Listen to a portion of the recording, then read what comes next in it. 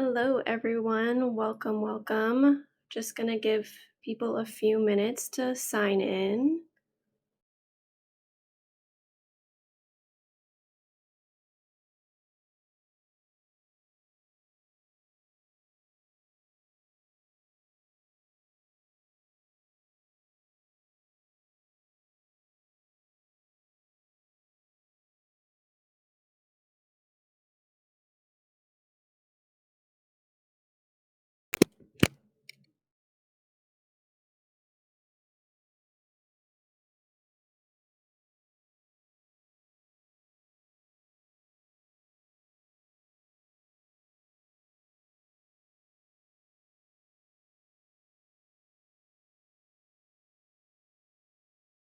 All right. And with that, I think we will get started.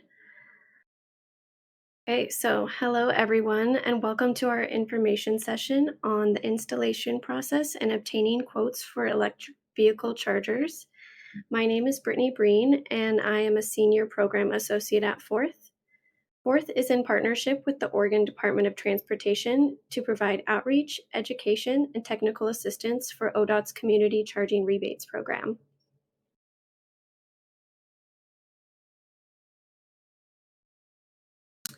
Okay, and to provide some brief background on the Community Charging Rebates program, it aims to reduce the installation, maintenance, and purchasing costs of Level 2 EV charging stations at strategic locations, particularly multifamily housing and public parking sites. The rebate amounts are $4,250 to $5,500 per plug, or up to 75% of eligible project costs. The funding for this program is released in rounds. The first round launched on June 13th and will close on October 13th or until funds are fully reserved, whichever comes first. 70% of funds for this program are reserved for projects in disadvantaged and rural communities. Rebates are awarded on a first-come, first-served basis. Currently, non-priority funding is fully reserved, and there is over $540,000 still available for projects in priority communities. And to provide a bit of context for this presentation, those that are applying for the Community Charging Rebates program must obtain 2 quotes for EV charging station equipment and installation, or a detailed engineering estimate. This presentation will help to provide some context about obtaining quotes and what the installation process is like for EV charging stations. We will also have a Q&A portion at the end of this presentation, so feel free to put your questions into the chat and we will get to them at the end. All right, and with that, we will begin our presentations with our first panelist. First off, we have Amy Hillman from OpConnect. So Amy, I will go ahead and pull up your presentation and then let you take it away. Thank you. Thank you very much. I'll try not to use all these slides once they're up and just touch on some items. This is actually I I didn't change the front slide, so you can skip right through that. It should say multifamily.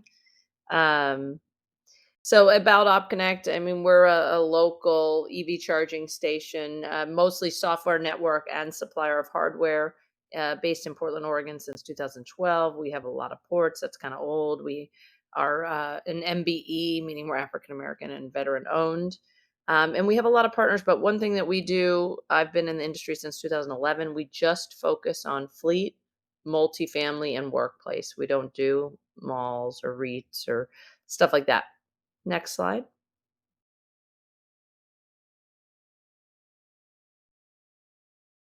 So I just put apartments, but what it means is multifamily. So I know there's a lot. It can seem really daunting.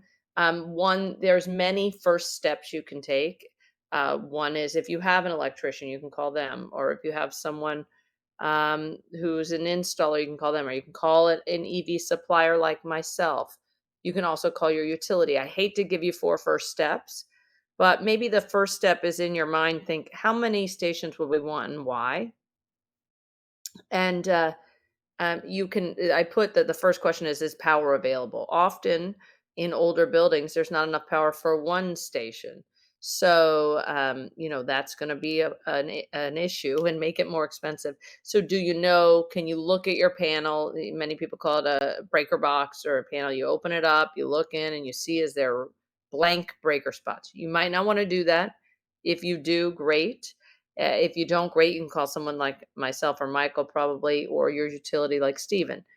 So, the next thing that's going to happen is once you know how many stations you want, and why, let's say for folks who live there, or for, I mean, I just picked multifamily, but for other reasons, then you're going to want to think, well, where would we want them? So there's a panel in the building, that's the power, and that's where the stations are going to hook up to. Sometimes where you want them and where the panel is are very far apart, and that makes the install much more pricey. So I clicked a citing document. Would you click on that, Brittany, for a second? Just a best practices thing I wrote actually on the fly over time with someone on a project. Can you click on that? I don't know if you can click on that doc. It basically says, like, where do you want them? Why? Do you want to charge for charging? What your ideal spot, and then your second spot's going to be the cheapest to install, closest to the panel. So timing can be 2 to 4 weeks to get a site visit from someone, sometimes quicker, sometimes not as fast. The other question about after how many charging stations do we want? Why? Some questions like how far from the panel? What's the ideal spot? Do we charge for charging? Another thing is, do we get smart chargers?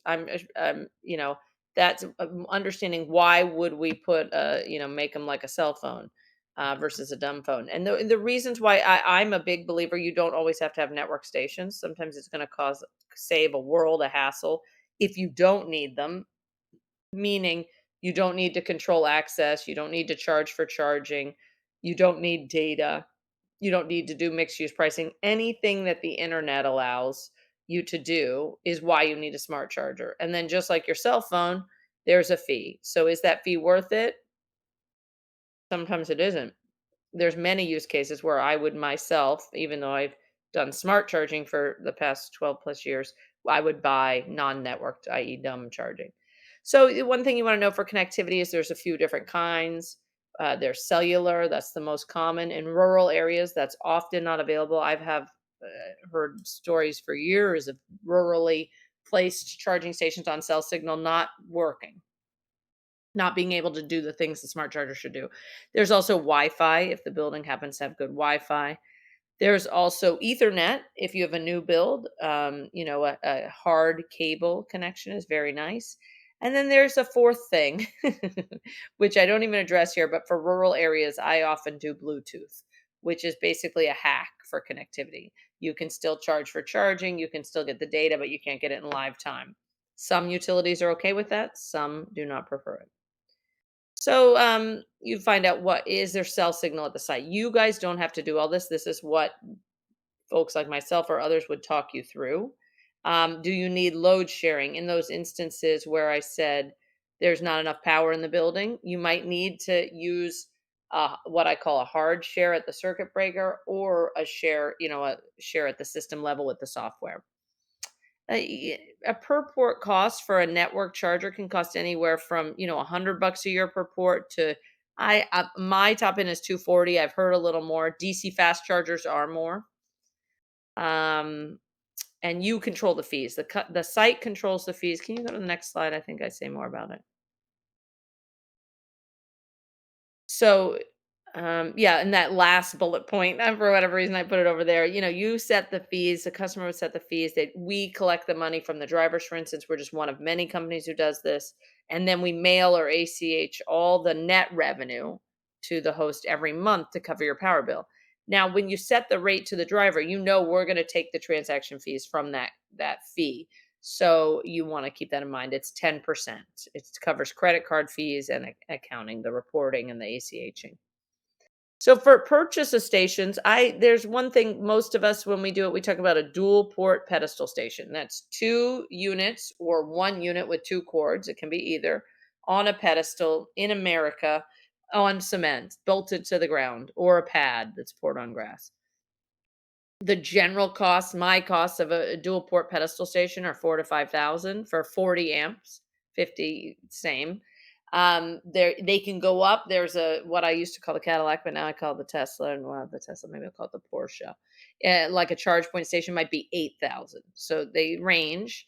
And I want to, the second bullet point is something I really want to tell people for all the stations, level 2 DC installation is always at least the same, but it's usually more. It's usually like 1.5 to 2x the cost of the station, unless there's a caveat. There is no averages, there's no always. But if there's a wall mount station, it goes right to the wall, that can be, the panels right there can be really inexpensive. But it's, I want to say always with a caveat.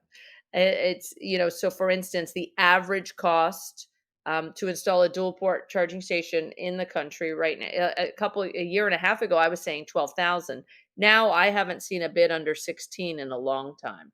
Sadly, I can get lucky, but that's some weird thing that happened. So the things that can make this cost more or less is how far is it from the panel? Is it concrete or soft ground?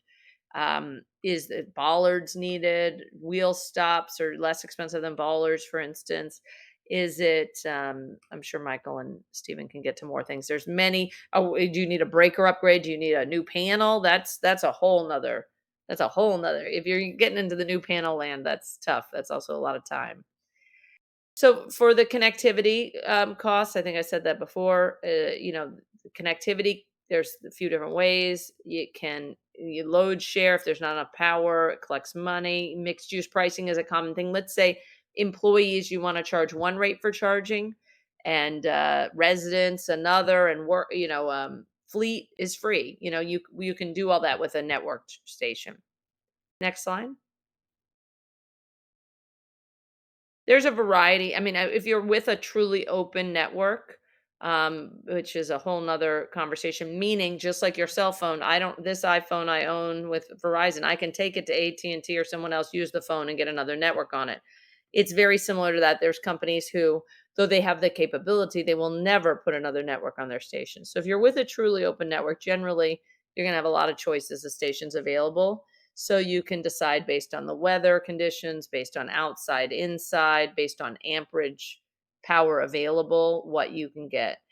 That slide to the right is kind of like what it looks like to see the data in your web portal. Next slide. Yep, next slide. Let's see what else I put there. Yeah. Oh, look, I didn't. That picture just won't go away. I put like, you might want to know how the people using your charging stations use it. They download an app from the App Store. We have us and the other companies have Android or iOS. You download the app. Can you go to the next slide? I think there's a video. I mean, we'll play part of it because you've downloaded apps. Oh, I did too. There we go. Can you go to the next one? There you go. You can click play at the bottom of that, and it just shows there's the App Connect app. I think there's a play, right? I don't know if I'm actually able to. It's like right. It's kind of, but don't worry about it. It's a downloading of an app, and you enter your info. Next slide. And then do you have a play button in the middle there? In the middle of the app screen? It doesn't look like it. I don't think I'm able to play, but I Okay. can share the videos afterwards. That's okay. Yeah, this just shows how you pull up. There's a QR code on the station. You hold your phone up to it in the app. You hit go. It says, go ahead and here's the fees, accept the rates. Go ahead and plug in. Then it shows you your charging session and when charge is complete. If there was anything you, as a site host, had added, like maximum parking time or idle fees, etc., it would say that there with the fees. Next slide. I just wanted to show you this is the kind of thing you'll get from someone for your electrician. This is what I do for an electrician and say, here you go. Here's what you're going to install.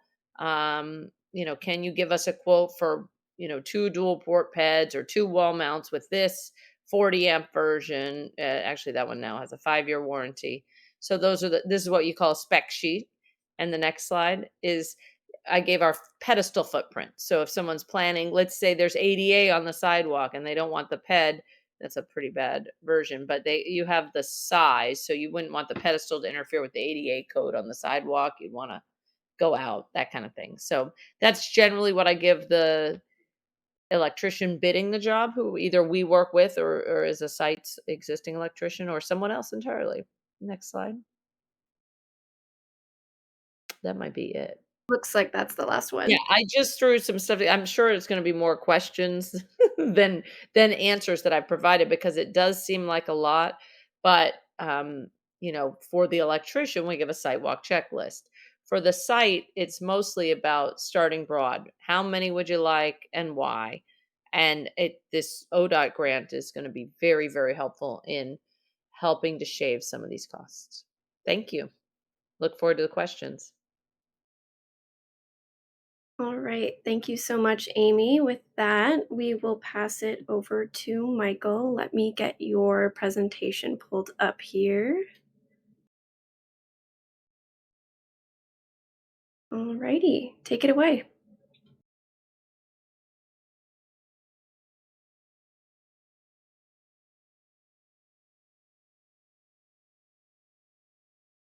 And now I just realized I was muted. There we go. Hi, everyone. My name is Michael Reunert. I work for a contractor called Conserve Energy. We are a licensed general contractor in Oregon, Washington, and Idaho. I'm based here in Portland. We also have our main office in Seattle.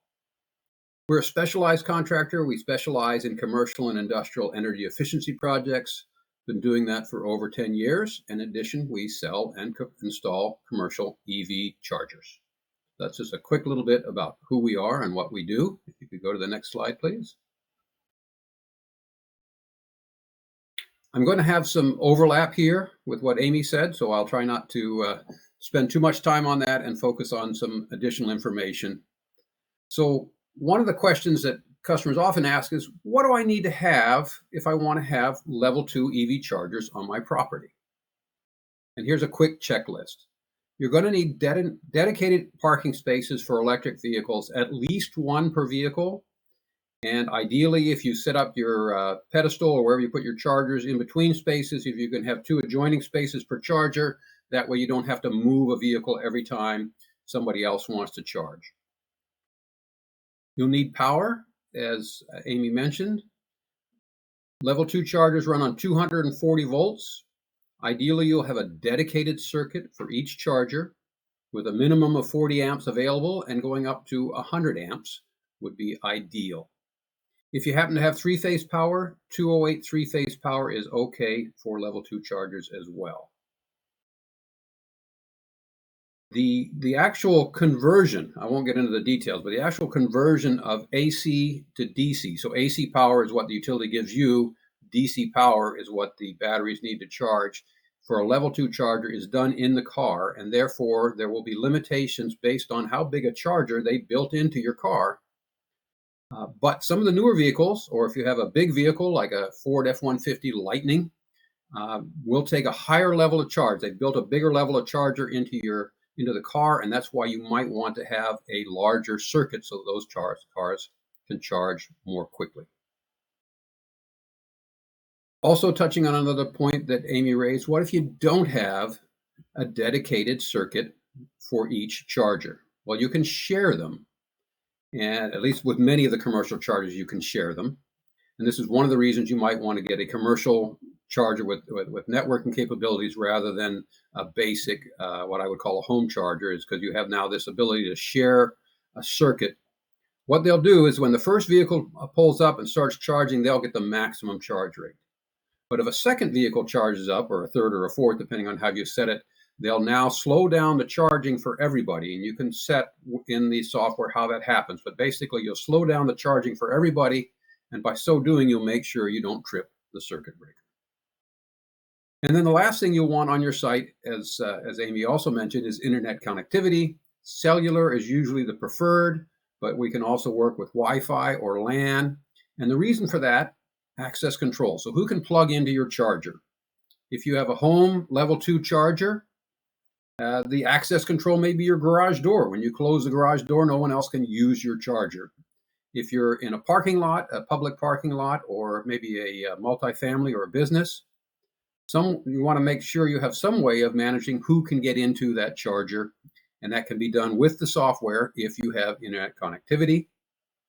It also allows you to bill individual users based on how much power or how long they were charging. And you have remote monitoring capabilities. So we've heard a lot about the reliability of commercial chargers. And one of the keys to maintaining high reliability is having somebody keeping an eye on it. So if you have the internet connectivity, then the software company can always be watching that charger and know if there's some issue. In many cases, they can just proactively go do a reboot, just like a computer or a phone or whatever else. But in some cases, they'll know it's beyond what they can do. If there's a cable cut or something, they'll know that and they can dispatch someone to do the service. So those are some of the reasons that you want to have connectivity. There are also other options. Amy mentioned Bluetooth. You can use RFID cards. So if it's just for your fleet and just for your employees, you can use RFID cards. You don't have to have an app on your phone. So different ways to do it. Can we move on, please, Brittany?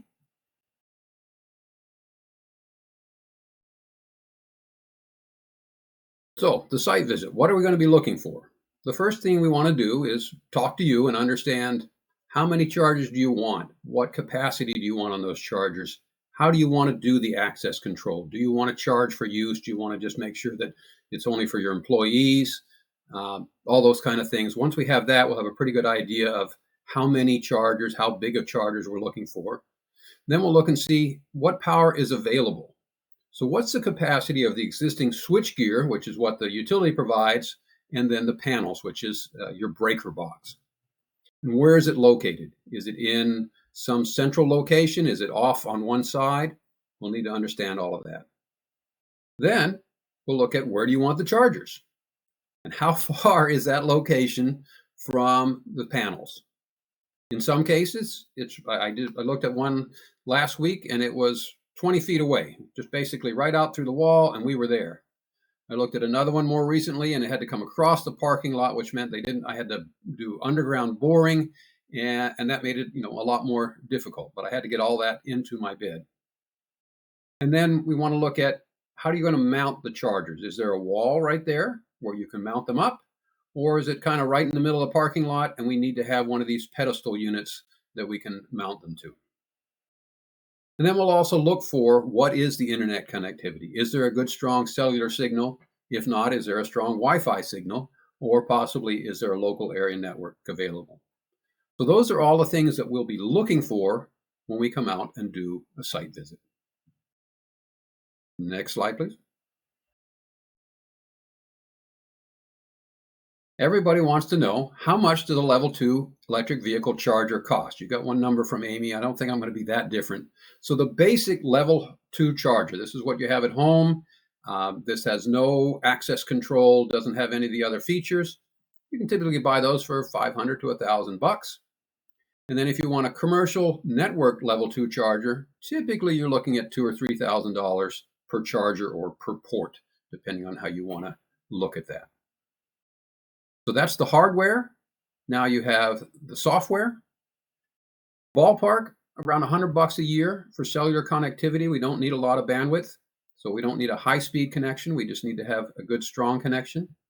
Somewhere between $200 and $500 a year to pay for the software license.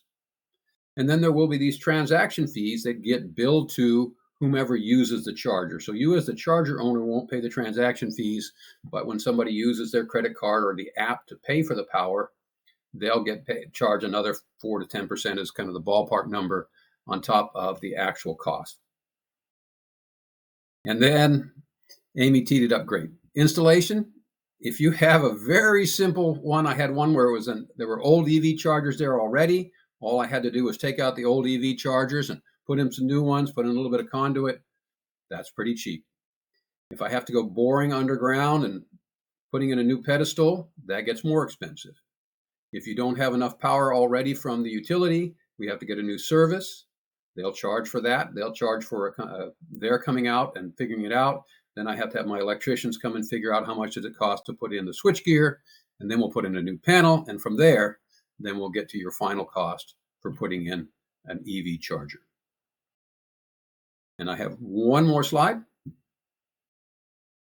So how do you get your money back? What's the return on investment? Well, first off, you can charge for usage. Here in the Northwest, ballpark, depending on where you are and where you get your power, 10 cents for a kilowatt hour of power is a pretty good number. Now, there are, here in Oregon, clean fuel credits, which can offset some or in some cases all of this cost. So you can get the power if you're using it for a commercial EV charger for little or no cost. And then the price that you'll charge, ballpark typical price, if you just go up to a public charger, level 2, 20 to 25 cents per kilowatt hour. So if a car needs 50 kilowatt hours, it's going to cost about $5 worth of electricity, which again, you can potentially offset, and you'll typically charge about $10 for that. So for every charging session, you can make somewhere between $5 and $10 if you charge a typical rate. Now, sometimes more importantly is what else does it do to bring benefit to your business? So if you have a multifamily apartment or condo and you have a potential resident and they're looking, should I go to your apartment or should I go to the one down the road? If they're thinking about having an electric vehicle, your apartment with the EV charger might be the one that they choose. If you have a business and all your employees have been working from home and you'd like them to come back into the darn office, if you have if you have EV chargers in the parking lot, in many cases, it might be worth your while just to give the power away for free just to get your darn employees to come back into the office. I've been working with some hotels and motels. They'll get a few bucks for charging for the charging, but more importantly, they'll get an extra night stay that might be worth, and that their net profit on an extra night stay can be anywhere from 40, 50 bucks up to $100 per night of extra stay that they get. So that's much more important to them than the cost of the electricity. And then finally, if you have a fleet of vehicles, you can save a lot of money on your operating costs compared to what it would cost to run either gas or diesel vehicles. I'm going to leave it there and turn it back to our next presenter, which I think will be Stephen.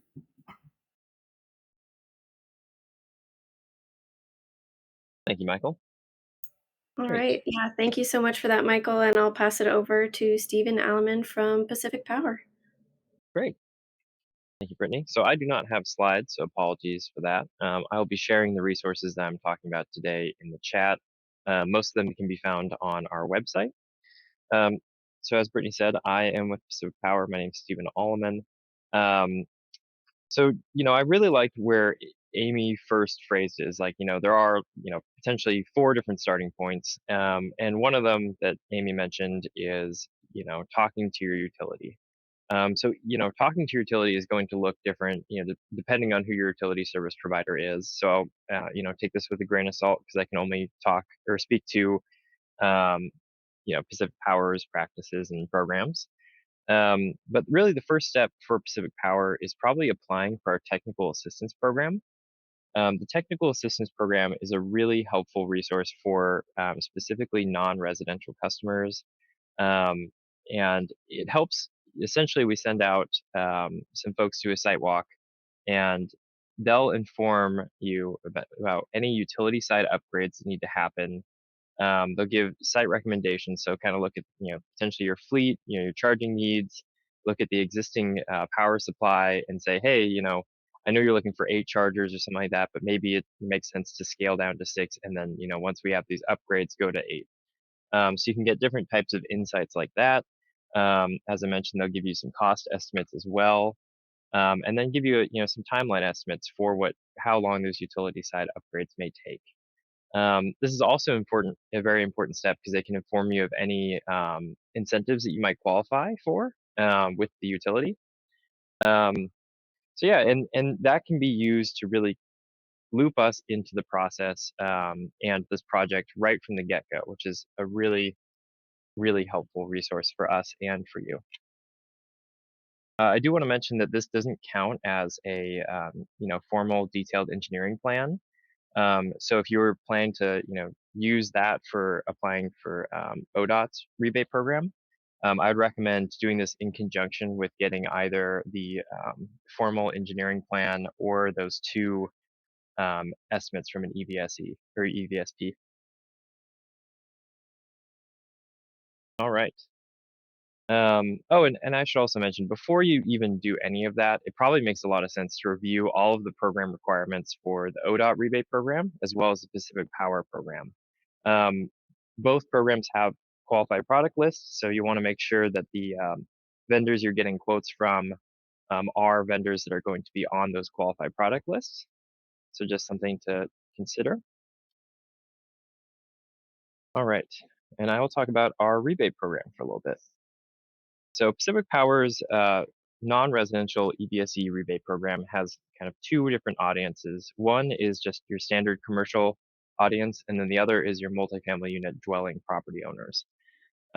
For the standard, commercial business owners, you can get rebates of $1,000 per port, capped at 75% of the total project cost, and that is up to 6 ports total.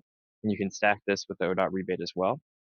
The multifamily unit dwelling rebate is higher, so it's $4,500 per port, up to 12 ports total, capped at 75% of the total project cost.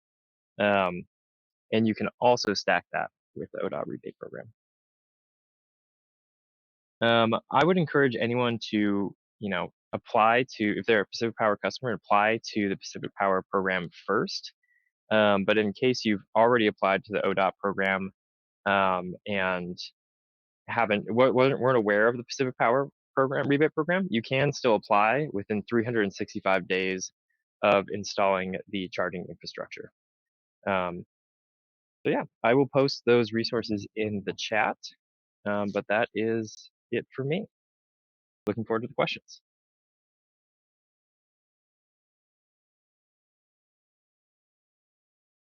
Okay, thank you so much for that, Stephen. I also do want to highlight, just for the ODOT Community Charging Rebates Program, you'll just need to apply for the ODOT program first before applying for utility programs, because that will impact the final cost. And I just will turn it over to any questions that come into the chat. So yeah, feel free to type in your questions and we will open it up.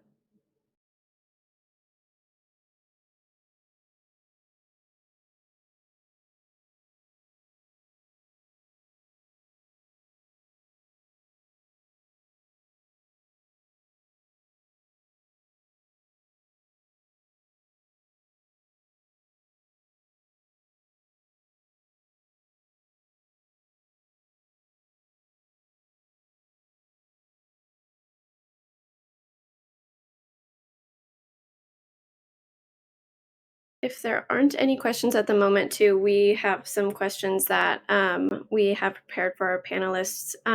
First off, how will a level 2 charger impact an organization's electricity bill?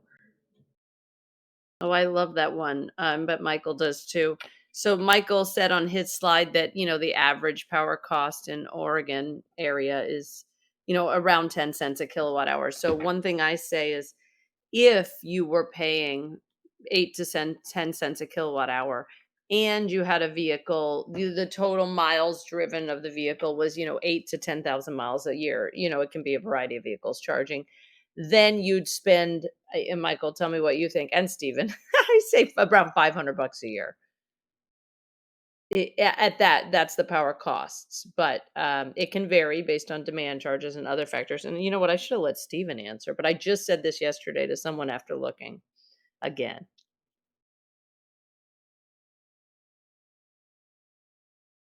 Okay, and then it looks like we have a few questions in the chat here. When is the next round of funding open after this current one closes? Curious for non-priority applicants. Yeah, we don't have an official date announced yet for when the next round will open, but we'll be sure to announce that with the attendees of this this presentation. So yeah, just keep an eye out for that, and we'll be sure to share that with you. Okay. And then, how would a small business sell clean fuel credits? Any of our panelists able to touch on that? Yeah, so I can help you with that. So there's a couple options. One is some of the software vendors will handle that for you. And if not, there are other companies that are called aggregators. So to go on to the actual exchange and exchange your credits, you need to have a fairly large number. If you're not somebody who manages a very large number of chargers, then you can sign up with one of these aggregators. Typically, they'll keep 20%, and the other 80% of the exchange money is what you would get in your pocket every month. Okay, and then Emily asked, if you apply after funds have depleted, does your application still stay in the pot of pending applications, or will you need to reapply when the next round opens? I believe you will need to resubmit when the next round opens.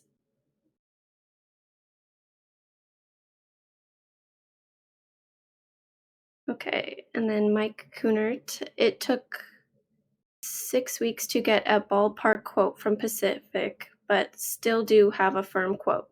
Can I hire a Pacific Power approved contractor to do the work? Yeah, I'm not sure if Mike went through the technical assistance program or just kind of called and got an estimate that way. Either way is fine.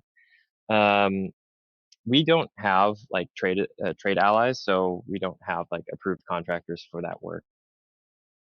Now, here in Oregon, it's essentially any licensed electrician can do this work. This is not rocket science. It's not something really specialized like solar, where you have high voltage DC. So any competent licensed electrician should be able to do your installation. I have a list if you want to use my email all over Oregon, including down south, if you'd like a list of electricians that I've used before to call. Yeah, and Love Mike, if to you're talking refer them. about the oh, sorry, Amy, go ahead. No, I was just saying I love to refer them because, well, one, electricians are more likely to give you a call back if you have someone's name that referred them, who referred them. But two, it's just really nice that they're so busy with this and they're getting so good at it. Yeah, if you were talking about non-electric, like essentially just like the civil contracting work, um, I believe you can have a contractor of your choosing take that on, but you have to run it by the Pacific Power estimate team that you've been talking with. But yes, I think that is an option. I know we've had several folks that have opted to go that route because it's a bit faster at times.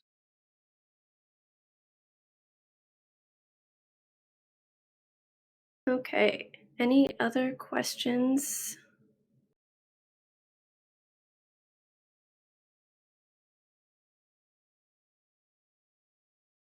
Brittany, I was going to offer that citing document. It asks a lot of questions with some answers. I like it to be a working document internally for my organization, but it can really prompt some questions. But you might have some other great ones on deck. Yeah, let's see. So to someone who has not experienced installing charging, the process can seem pretty daunting.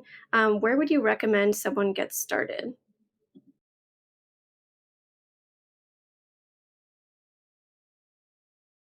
Well, call me or Amy. I was gonna say Michael and I'll say call us, but I'd also say call Steven. If you one thing I love folks to do is if you have an electrician who's recently worked on the building, I would maybe call them. Usually they call me and I say, "Do you have an electrician who worked on the building recently?" "Oh, you did?"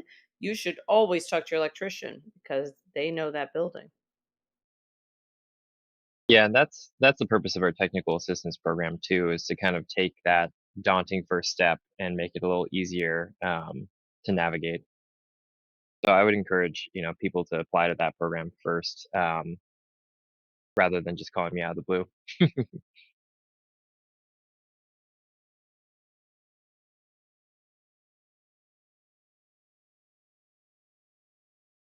Okay, and then we have the question, rural applicants face a lot of issues with securing quotes and getting a site visit because of their location. Are there any recommendations from the panelists on how to lower those barriers? Michael, one thing I think Michael and I would also say is if you use someone based in Oregon, that helps a lot. Even rural, I do rural, and I work with electricians who are rural, and they, I know the expectation of travel time in the quotes, stuff like that. So I would say the lowering the barriers is work with someone local and your utility. Your utility can help. Michael, anything to add? Or I would Stephen? say something very similar. Yeah. So for more remote locations, if you're far from the population centers here in the Willamette Valley, if you contact someone like Amy or myself, in all likelihood, we're going to want to work with a local electrician to actually do the work. So we may supply some of the parts, but we will essentially show them what parts we have, and then the rest of it is basic standard electrical installation. So there should be a good local electrician. I think Amy's suggestion, if you've had someone work on the building and you were happy with the work they did, go with them, and then we can help them basically to spec out the right parts and then to get the software up and running when it comes time for that. If Stephen doesn't have anything to add, one other thing I would say is if you're already working with someone, ask. One thing I've had happen around the country with more remote areas is someone is flying someone in to site walk or driving 8 hours. And so I have been surprised by that, this many times in 12 years, but that, thousands of sites. So you don't want that for you. So just don't be afraid to ask them, where's the electrician coming from today? And then get that good answer that's like 5 hours. So another thing to say is if they're driving 5 hours or round trip, 2.5 there, 2.5 back, ask them, well, how are they going to recoup that time? Because sometimes they'll hit you with an invoice late. I've just had this in North Carolina. They hit me with an invoice later, and I said, we never said to drive. We didn't know you were coming from there. So you're just asking a lot of questions is helpful. I do have people say all day, "I've never done this before. I don't know anything about it, and I'm gonna ask you a lot of questions." So don't be afraid to use what those when they say that, I go, "Okay, I'm gonna dig in and spend some time." Say that. I think those are all great answers. I'm gonna sound like a broken record here, but for a lot of the rural customers that we serve, technical assistance is typically where they start. And if you're still having trouble getting quotes beyond that, it might make sense to focus on getting kind of your detailed engineering plan first, and then looping in an EVSP and kind of informing them where you're at. That way, the project is further along, and they're more likely to come out and give you a quote. Yeah, and then someone had mentioned, I wonder if rural owners might be able to have a smartphone or laptop video session with an electrician to virtually walk through the property, show the service entrance, and at least get a rough quote. Yeah, so I'll actually share this resource now, and this will be sent to participants after this presentation. We developed a guide to obtaining quotes for electric vehicle charging stations, and this provides some resources for online quotes as well, and that's an option you can take. And basically, it's what you had mentioned. I think you upload some photos and you can get an online quote that way. So we'll be sharing this resource. And along with that, we also have a pre installation application guide that walks through the entire application for anyone who is looking to reserve funds, or a post installation application guide for those who have already installed chargers. And then we're also doing CCR office hours. We're holding this tomorrow from 2 to 3 p.m. And then next week on Tuesday and Thursday, on Tuesday of next week from 11 a.m. to 12 p.m. And then Thursday of next week from 2 to 3 p.m. So feel free, if you have any questions about your application, feel free to hop in and ask any questions, or it's just general program questions, you can attend as well. Okay, and then it looks like there might have been another question. Follow up on Pacific Power. They did not offer technical assistance. In fact, they first told me that I have to have a signed contract before they would even send somebody out. I was talking about using one of Pacific Power contractors to set the pole and transformer. Yeah, I think we might need to take this one offline, but you have to actually apply for the technical assistance program. It's in the link. It's not something that's going to just be offered if you just call. And then again, see. Oh yeah, you do have to have existing power to the site that you're looking to get technical assistance, or get that site walk and that layout of where the chargers would go. So if there's not existing power, then it would not qualify for technical assistance. Okay. Any other questions before we wrap up today?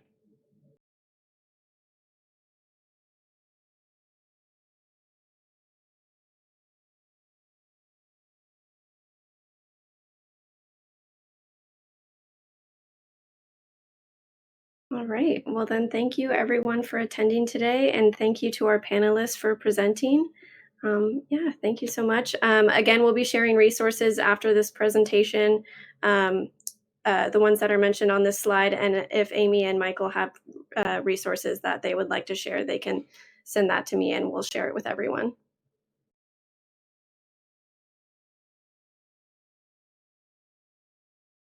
Thanks all. Happy charging.